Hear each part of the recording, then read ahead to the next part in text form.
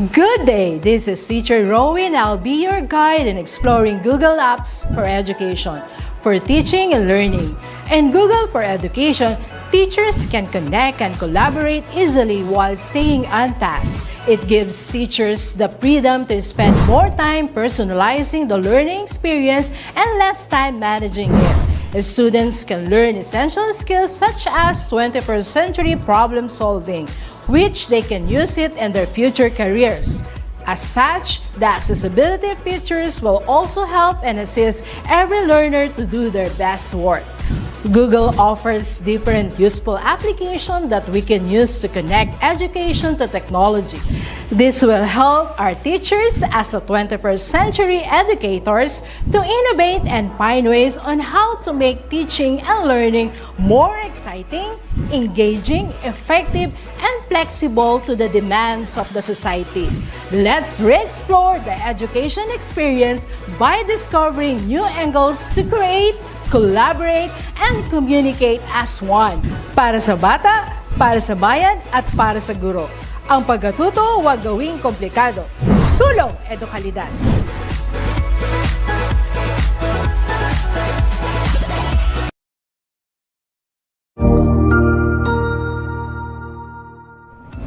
Magandang araw, Sir Wilbur po, at your service. Narito ang ETUlay upang gabayan ka sa inyong pag-aaral upang lubos na maunawaan ang iba't ibang paksa o subject. Ang ETUlay ay isang free online tutorial class na pinangungunahan ng DepEd Educational Technology Unit sa pamumuno ni Undersecretary Elaine Del B. Pascua. Ang programang ito ay hindi lamang para sa mga bata, kundi ito rin ay magsisilbing gabay sa mga magulang at mga guro kung paano nila ituturo o gagabayan sa bawat asignatura ang kanilang mga anak o mga estudyante. Sa kasalukuyan, ang self-learning module mula sa rehiyon ng Calabarzon at kilala sa tawag na pivot ang ginagamit sa ating ETUlay online class. Kaya ano pang hinihintay ninyo? Ihanda na ang inyong mga ballpen o lapis, papel o kwaderno at samahan kaming itulay ang pagkatuto para sa bawat batang Pilipino. Sama-sama tayong magtutulungan para malampasan ang mga hamon sa panahong ito. Halina't matuto kasama ang inyong online tutor sa oras na ito.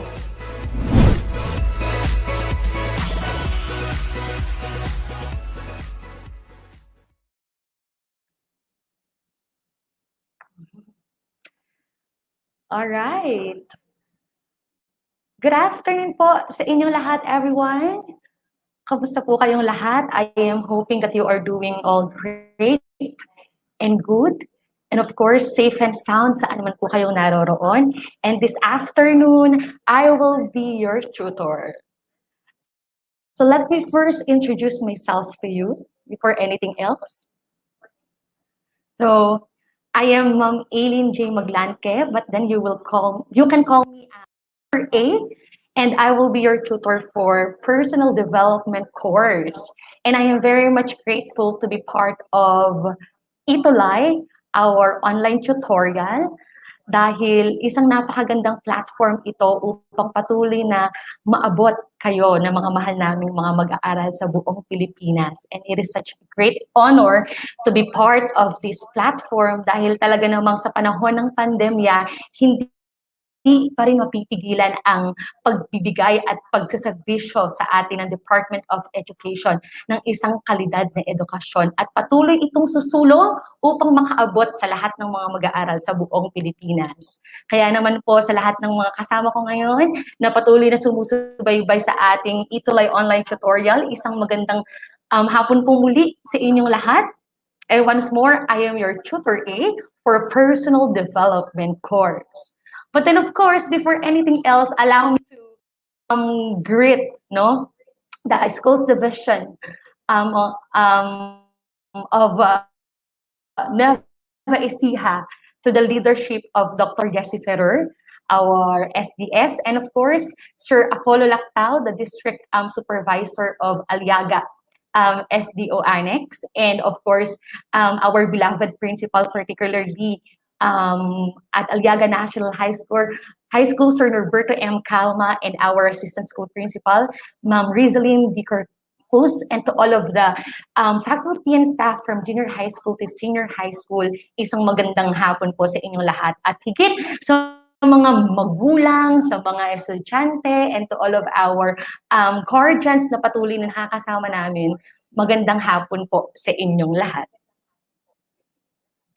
So magpatuloy po tayo sa hapon na ito, and with that, pinakamahalagang bagay na maunawaan natin, what is personal development course all about? So technically, we will start with week 4 for us to be able to sync with your modules. At dahil ilang linggo ang nakalipas, ngayon magsisimula tayo sa ating week 4 for this quarter. But then let's first talk about what is this course personal development is. So technically, this course makes you, our senior high school students, be aware of your developmental stages, no, that you are in. So basically, for your better understanding of yourselves and of course the significant people around you. So this course also make important career decisions as adolescents, or it will also guide you to make important career decisions as an adolescent. So later on, you will be deciding with the course or with the career path that you will pursue dahil mga grade 11, grade 12 students na kayo. Sa ilang mga buwan na lamang, ang mga grade 12 students natin ay pipili na ng kurso na kanilang ipapursue later on. So this course will help you to guide in making those important decisions na gagawin ninyo later on. Then secondly, this course also would provide or would consist of modules wherein each will address a key concern in personal development, no?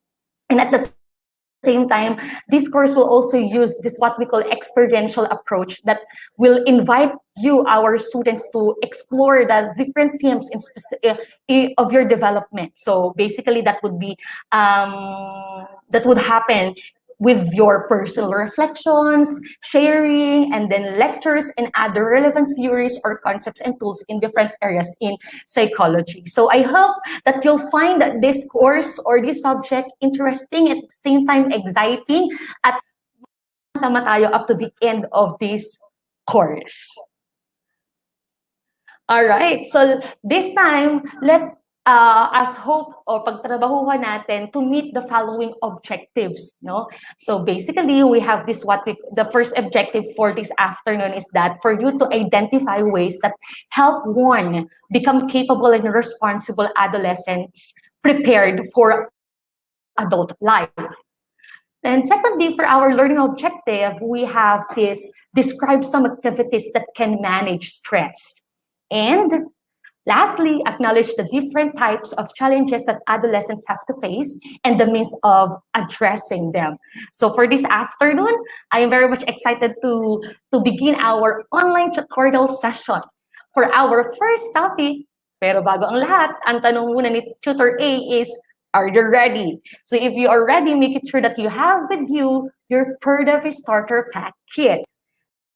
Do not forget to bring with you your pen and paper. Of course, napaka-importante na mayroon tayong pen and paper while during our online tutorial. And of course, you will not forget to have your module. And particularly for our session this afternoon, the references that we used for the topics that we will discuss are from Division Office of Bataan and Negros Oriental. Marami pong salamat sa karunungan at kaalaman na ibinahagi niya sa amin para i-provide natin ito sa ating mga senior high school students. And of course, to all of our beautiful girls, do not forget to flex your favorite lip tint. And to all of our boys, do not also forget to flex your favorite hairstyle. At the end of the day, it's very important to include your heart. Because Aristotle once said, educating the mind without educating the heart is no education at all. So this afternoon, make sure that this starter pack kit, is with you. So before anything else, since we don't have yet a topic na na-discuss prior, magkaroon muna tayo ng pre-assessment para ma-assess ni tutor A kung ano ba yung mga knowledge nyo, no, tungkol sa pag-uusapan natin ngayon. And I believe that's very simple at kayang-kaya nating masundan. So the direction is you have to write T or just comment T if the statement is true and write F if the statement is false. So if you have your journal book with you, you may answer it in your journal notebook. So the thing is, are you ready? Handa na ba tayo? So let's start. So for number 1, for the first item, we have this: having the mindset of treating difficulties as challenges is an indication of becoming a responsible and mentally mature adolescent.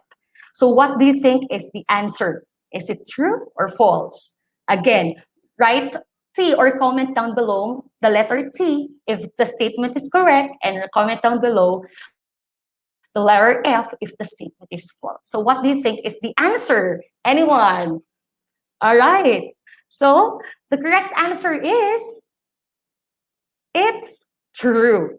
So if you possess a kind of mindset wherein you treat difficulties as challenges for you to become more responsible for your betterment and for you to become mentally mature adolescent, that's very true. All right. So for the next item, let's read it. Becoming responsible and being able to make good choices are very important traits, no matter what developmental stage you are in. All right, is it true or false? What is the answer? The correct answer is, it is true. That is true. So for you to become responsible and being able to make good choices, these are traits for you to be more mature, no? For you to become a responsible adolescent and for you to become prepared in your adult life. Yes, thank you so much, Tutor Jester, for your answer. That's correct. It's true. For the third item, let us all together read it.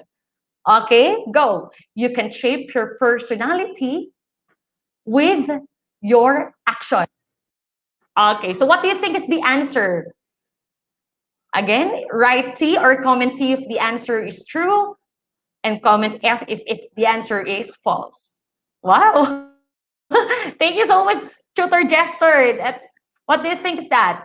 You can shape your personality with your actions. The correct answer is, it's false. All right. Bakit kaya? Later on, malalaman natin. Pag-aaralan natin yan. And let's proceed to our fourth item. The fourth item is, responsibility comes at birth. Is it true or false? What do you think is the answer? All right. The correct answer is false. Why isn't it responsibility? No, pinumbang pinanganak tayo ay natuto na ba tayo maging responsible? The answer is false. Why is it? Mamaya, pag-aaralan din natin. So, for the last item, you should look after your mental health. You take care of your physical health. So, what do you think is the answer? True or false? All right. So, if your answer is true, that is correct. Okay, so thank you so much. I hope that you were able, that we are, Tutor A now able to proceed to the major or to the lesson that we will talk about. At maraming salamat sa lahat ng mga nag-participate sa ating pre-assessment na ginawa na ito. So, to begin with, let us first talk about how to deal with adulting. All right. So, adulting. So, senior high school students, what comes to your mind when you hear the word adulting, no?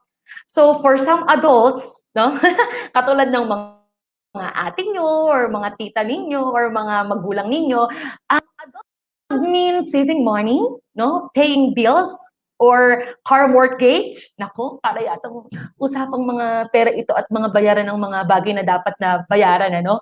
But then how about you as a teenager, particularly as a senior high school student? What do you mean by adulting? No? Probably or possibly pwedeng ito ay about sa improving your hygiene. Wow, nako, naliligo ka na ngayon. Naliligo na, nagtutoothbrush na, gano'n naman yung adulting, nagpapa-cute na, ay nagpapabango na, no, para mas maging impressive sa mga pinagpapakyutan ninyo. What else? Complying with your academic requirements. Very good, no? Responsible na, parang adulting na yata talaga yan. Ano. What else? As a senior high school student or particularly as a teenager, what do you mean by adulting, no? Pwede naman itong resisting to online selling applications so you won't be able to add something part, lalo na kapag ka 4-4 or 3-3, nako, that is very adulting. Talagang nagmamature ka na, no? Well, class, students, adulting is an informal term to describe behavior that is seen as responsible and grown up. As an individual, you will reach this stage where you learn on how to weigh things to come up with a mature decision. And we call that the adolescent stage or the adolescence period. So what do we mean by this technically? So we define adolescence as the period transition between childhood and adulthood. It includes some big changes to the body and to the way a young person relates to the world. So these changes are specifically manifested, no, on your physical, sexual, cognitive, social, and emotional being. So understanding what to expect at different stages can promote development through adolescence and into early adulthood. So it is very important that you become aware of what are those changes that you would likely to experience. So now that you are at the stage of late and middle and late adolescence, so you have to become aware of those big changes. But then, moreover, no, as you reach this adolescent stage, there is something that should be developed in you. And that is what we call the responsibility. Sabihin nyo nga, responsibility. Good. All right. So what do we mean by this responsibility that actually develops as we mature, as we reach this what we call the middle or late adolescence period, no? So how do we define the responsibility? So it is the ability to be answerable or accountable for something within one's power, control, or manage.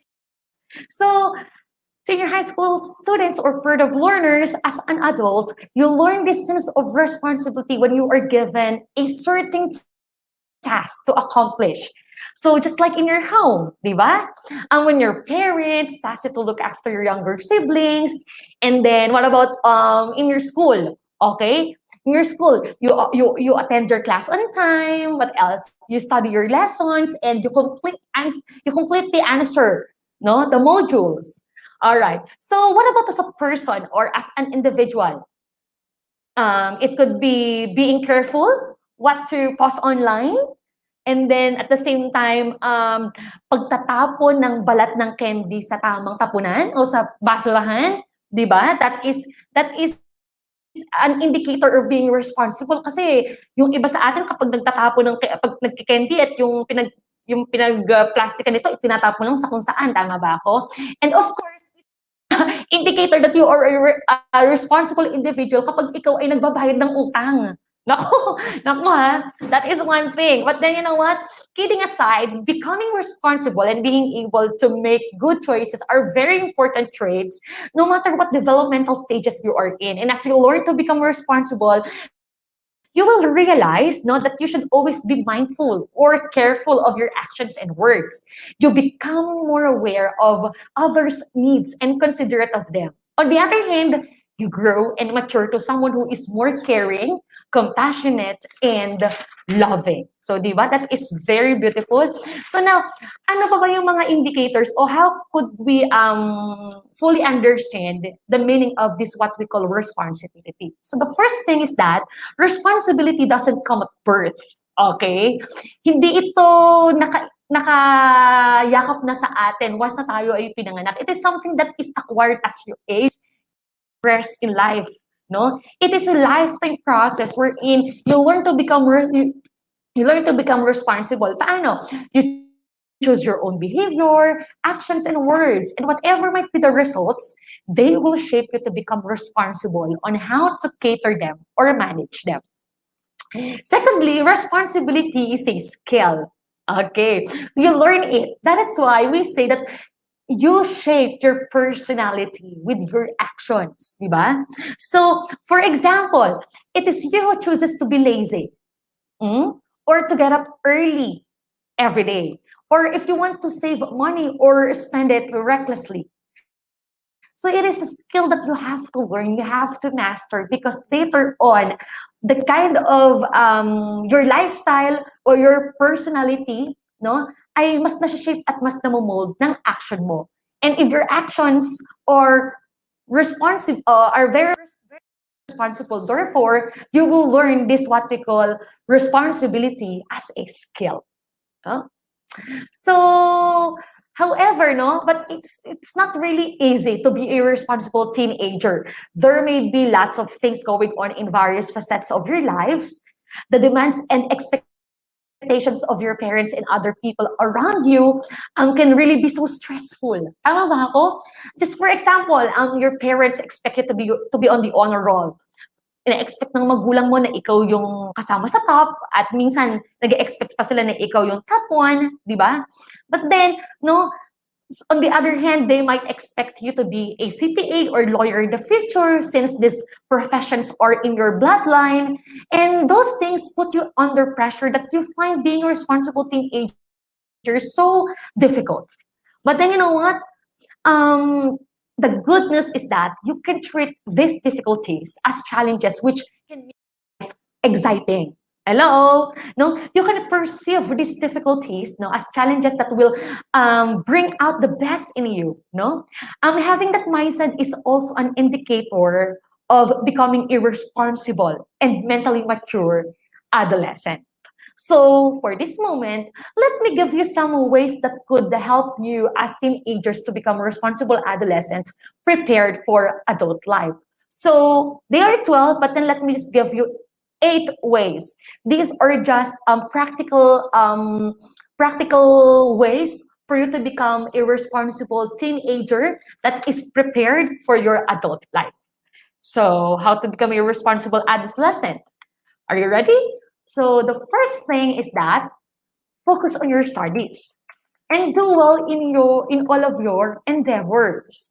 So senior high school students or productive learners, focusing on your studies and managing your time well, at the same time balancing your priorities and handling distractions or important skills, or tinatawag natin na important homework skills. To do well and excel in all of your endeavors, you have to discipline yourself and you have to craft your talents, di ba? And it will be made possible if you learn on how to focus. Kailangan hindi ka distracted at kailangan alam mo lang yung mga bagay na dapat mong i-prioritize. So in that way, you would become a responsible student or a responsible adolescent. Number 2, take care of your health and hygiene. Of course, that is part of your development as an adolescent, that there are changes that manifest in your physical being. And to be responsible of that, you have to take care of your health and hygiene. Paano? Matulog ng maaga, puyat ka ng puyat sa pag-ML at pag-aantay ng chat sa ex mo na pinagpalit ka naman sa iba. Hello! Magpupuyat ka kung may kalambingan ka, pero kung wala naman, sweet dreams na lang for the learners. And of course, no, kahit na online ang klase nyo, no, dapat maligo pa din araw-araw. Yes, hindi nga mahalata ni teacher at hindi rin mahalata ng mga klase mo na hindi ka nakapaligo. Pero syempre, meron kang mga kasama sa bahay at sila ang nakakaalam kung nakaligo ka na ba or nakatoothbrush ka na ba. All right. So that is very important of you. Number 3, Nourish your relationship and build a strong connection with others. Establish good communication in relation with other people, no? Most especially with your family. So this may be easier than done at this stage, but it will do you good as they are the ones you can lean on, especially in times of trouble. So relate with others as well. Socialize and connect with other people. This will help you to develop your social being. And the fourth one is that understand the generation gap.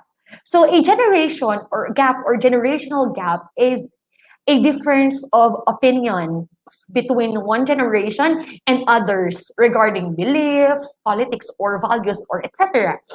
In today's usage, generation gap often refers to a perceived gap, no, between younger people and their parents or grandparents. So we, syempre kasali ko pa ako doon, ano? We as youngsters, we as youngsters always fail to understand that there is a generation gap and it is going to exist. So you won't be able to do anything against it. We many times blame our parents for not understanding us, but the reality is they do their best, no, to understand us, but they cannot understand where we're going, where we're going. So it becomes our responsibility to understand them and make them understand before we start losing each other. So it really happens dahil ang laki ng generation gap natin. So I believe we could become irresponsible adolescent if we communicate with them and we try to give and take, though we try to understand one another. So for the fifth one, think before you act. And that is very much important. Na bago ka kikilos o bago mo gawin ng isang bagay, mag-isip ka munang mabuti. Evaluate the probable consequences of your actions. Be careful and mindful of your actions. Do not be too impulsive that sometimes, unconsciously, you let your emotions drive you to do something that you will regret later on. Most especially na ngayon na ang daming mga ang kabataan, mga teenager na very impulsive, no? You are driven by your emotion. You are driven by your heart. But then it's very important to always think first before you commit to something na later on ay pagsisisihan mo din ang magiging consequences ng mga bagay na ito. Then next, always choose to do the right thing. Hello? So there are situations that you think of compromising your values and character. But then those situations might tell you to just lie. So you won't be caught and blamed by others. But always choose to do what is right because that would make you a good person. Actually, a responsible person. So remember, always choose to do the right thing. Number 7, commit to being a responsible adolescent. When you commit to something, it means you're faithful and devoted to it. And being committed to becoming a responsible adolescent is a decision. So ito ay isang desisyon na kailangan mong gawin. And to come up with that decision, there is an inner reason that fires your will to become one. You might want to commit to being a responsible adolescent for your family because you serve as its breadwinner. For your studies because you want to earn a diploma, or for yourself, for your betterment. I do not think, no, hindi ko alam if ano yung mga bagay na nasa puso mo that will drive you to be committed to becoming a responsible adolescent. But then I believe that we do not need to be perfect. Ang kailangan lang natin ay maging responsible adolescents. So sa pag-commit mo to becoming a responsible adolescent, hindi kailangan na magiging perfect later on yung magiging mga steps mo towards it. But then ang kailangan lang ay you have to commit yourself in it. And the last one is that don't misuse your freedom being irresponsible teenager. So what do I mean by that? Freedom is something that can get the best or the worst out of you. No? This is something told or felt by most of you out there. But yes, it is really true. If you start misusing your freedom, you are surely going to enjoy for the short term, but it will have a damaging effect over the long term. Just enjoy your freedom as a teenager, but try not to misuse it. So, for the learners, those are some practical ways to become a responsible person or responsible adolescent prepared for an adult life. And I hope that you have your takeaways from all these practical steps to develop this sense of responsibility in you. But then, behind your desire or behind our desire of becoming a responsible adolescent, there would be struggles, difficulties, and failures. And those things are really inevitable. In some instances, when we fail to become responsible ones and overpower with the difficulties that we are encountering, we battle, no? We battle with this what we call stress. Hmm. Yes, our mental being gets affected. Due to many responsibilities we have on our plate, we get so stressed and our mental health becomes unhealthy. And for the next topic, let us talk about coping with stress during your adolescence period. So, yes, we are on the second topic for our online tutorial session this afternoon. So, let's continue. Coping with stress during adolescence. So mental health is the way your thoughts, feelings, and behaviors affect your life. Good mental health leads to positive self-image and in turn, satisfying relationship with others or with your friends, di ba? So having good mental health helps you make good decisions and deal with life's challenges at home, work, or school. But then, hindi natin maiwasan na nagkakaroon tayo ng mga issues with regards sa ating mental health because there are so much things on our plate that demand us to become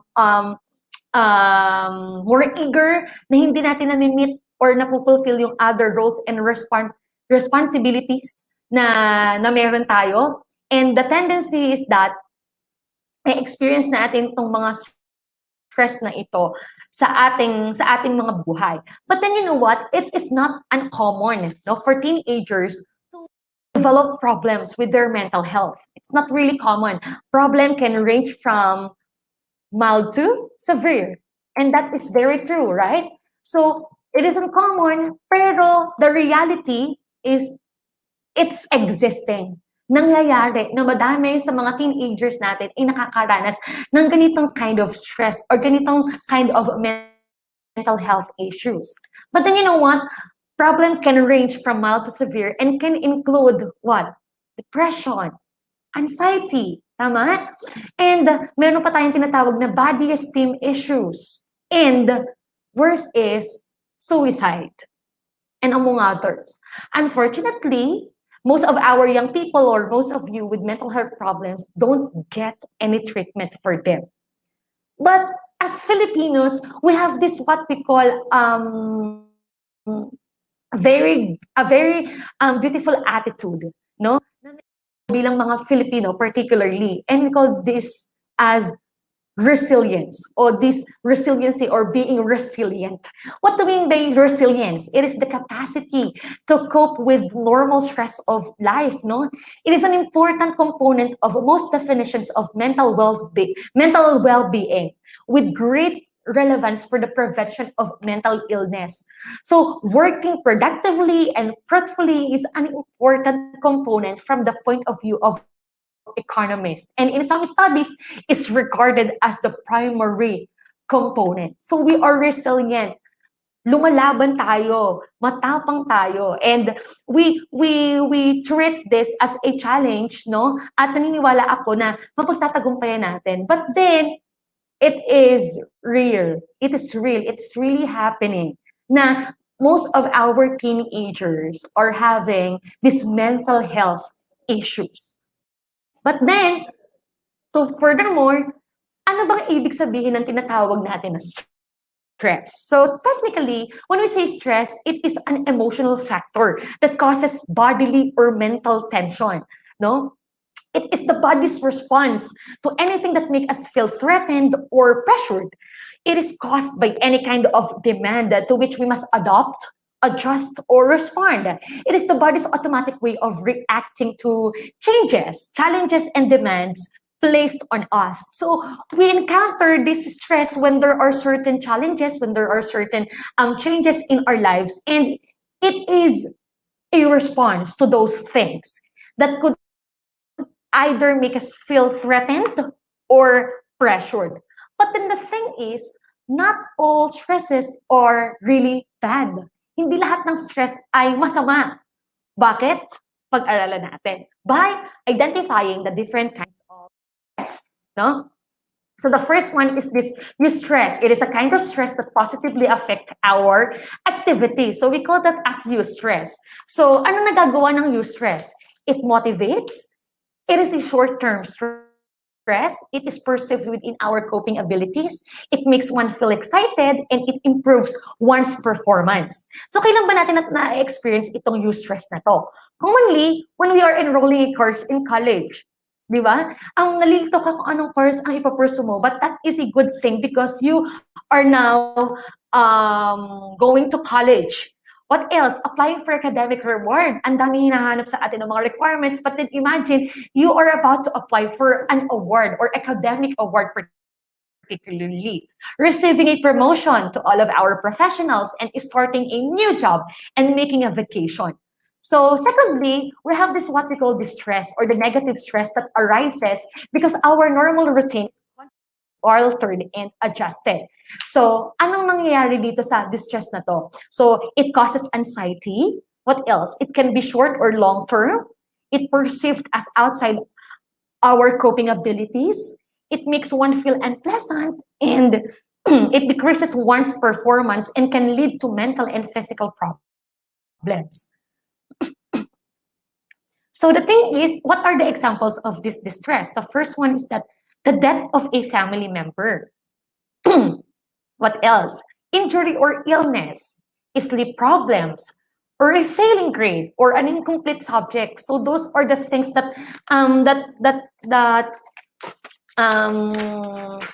those are the things na nag-i-indicate ng tinatawag nating distress as a kind of stress. So ano pa? Meron tayong tinatawag na hyperstress. It refers to individuals wherein he or she is overworked, pushed beyond their capabilities that often faced with hyperstress.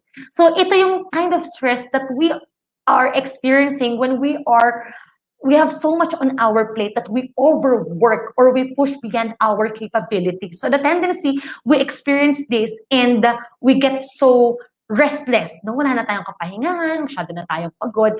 And kabaliktaran ng hyperstress, ang hyperstress. No? It develops in situations when an individual is feeling bored, doesn't face any challenge, and lacks of enthusiasm. So those are the 4 different kinds of stages. So the thing is, we have to keep stress under our control. Yes, we cannot avoid stress. In fact, you wouldn't want to avoid all stress because you'd never grow. However, you can manage your life so that you survive the emotional downtimes without allowing stress to engulf you. Now, the question is, can we keep the stress under our control? So we have these 4 suggestions. So the first one is that understand the causes of stress. So you have to identify. You have to be aware of what causes. What are the things that make you feel stressed? No. And by doing so, you have to be familiar with the stress response, the emotional or physical symptoms of your uncontrolled stress. That yes, this stress would manifest in your emotion, and at the same time in your physical being. So that is why you have to understand the causes of the stress. And then secondly, you have to analyze your stress factors and write them down. So you need to try to discover the stressors and of course, the factors that create the stress in your life. So you may write them down with to the stress and carefully consider each answer because the answers will reveal the stressors such as deadlines, anxieties, or trying to do so much or managing time or money poorly or poor health habits. And then the third one, you have to deal with it. Kailangan mong harapin ang stress na ito at wag na wag mong tatakasan. And for the last one, learn to work under pressure or unusual conditions. No? When you can't reduce the stressors, you need to manage your stress response. So how are we going to do that? We have to manage our stress. Too much stress can negatively impact our mental wellness. No, as teenagers, this may put you into risk-taking behaviors. But then we have to manage stress well. At alam kong kayang-kaya natin tong gawin. So anxiety, pressure, misery, desperation, tension, anger, and dejection, these are the things that causes you stress. But then I believe we can do it. Laban lang tayo, of learners. So here are some lists that causes you or that causes stress for you. This could be your friends, peer pressure, teasing or bullying. So pwede bang i-check natin kung ano ba yung mga bagay na nakakapag-cause ng stress sa atin lately? Pwedeng ito yung time pressure, no, lack of money, transportation, etc. And here are your emotional symptoms. You feel mentally drained. You feel tense. You get irritated easily, no? Fear of failure, and more so. So what are your behavioral symptoms?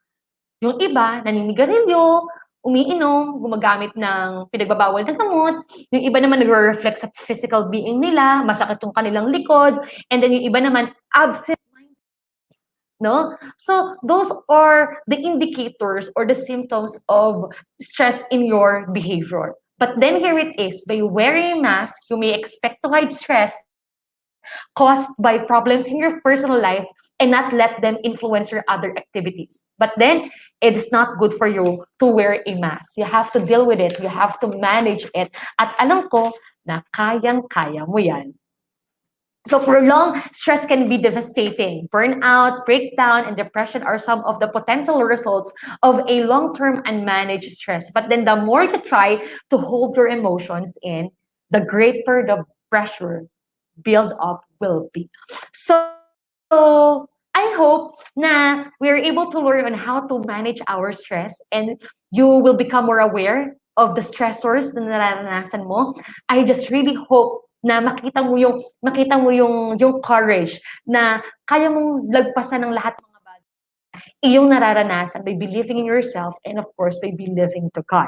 So to help you for your assignment, yes, I want you to prepare your stress survival kit. So paano natin ito gagawin? You have to choose 3 objects or symbols that make you feel relaxed to include in your kit. So you can make symbols, you can use words or pictures, and you can use an object from your home. So these are the things, again, that make you feel relaxed, no, make you feel at ease. And that would make your stress survival kit. So secondly, anong gagawin mo? Think about how the symbol helps you when you are dealing with stress and stressful situations. And you have to write a paragraph for each symbol or object in your kit on how it helps you cope with stress in your everyday life. So I am hoping for the learners that you will be able to have your stress survival kit. And sa loob nito ay meron kayong 3 mahalagang bagay na nakakatulong sa inyo, no, to overcome or to manage your stress well. And at the end of it, syempre, pinakamahalaga na makita natin na paano nga ba nakakatulong sa akin ang mga bagay na ito for me to be able to cope with the stress I am experiencing in my everyday life. So for the learners to end up our online session this afternoon, I want to leave with you this, what we call hashtag a shout out, no? So it is a comment from Winston Churchill that states the price of greatness is responsibility. So what do we mean by that? So it's from Churchill's speech he gave at Harvard on September 6, 1943 on the occasion of receiving his honorary award. Although it is not a general proverb, but a comment. What can we learn from this, no? So greatness is paid with responsibility. To be responsible, it means you have to discover and develop your limitless potentials. To be responsible means you have to, no, you do not have to make excuses for your wrongs. You have to admit it, no? And to be responsible means fulfilling your roles as a person who cares for others, for the environment, and for our country. And part of learners, holding yourself responsible with all this make you a great person. Because being great does not only mean winning a Nobel Prize or being famous in the whole wide world. By being a responsible student, a child, and a citizen of this country makes you already one. And I believe that we are all great. We all do. And let us keep on going to be great in our own positive and distinct ways. So I hope my friends will learn a lot this afternoon. Huwag niyong kakalimutan, if you have any questions, you may send me your messages or your queries andyan sa inyong screen on how you can contact me through email, Facebook, and of course, Instagram. And if you have comments, no, or suggestions, you may email us at edtech at edtech@deped.gov.ph. So with that, maraming salamat sa lahat ng mga nakasama natin for our online tutorial session this afternoon. Marami pong salamat, and I hope that you'll learn a lot from me. Once more, I am Tutor A, and I hope to see you next week. And up next, we have Tutor Anna for the Introduction to World Religions and Belief System. Maraming salamat, part of learners. Good afternoon.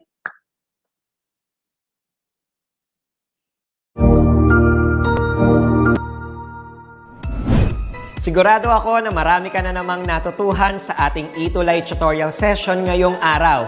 Tandaan, ito ay hindi lamang para sa ating mga mag-aaral, kundi pati rin sa ating mga minamahal na guro at mga magulang na kaagapay natin para maituloy ang pagkatuto sa kabila ng nararanasang pandemya.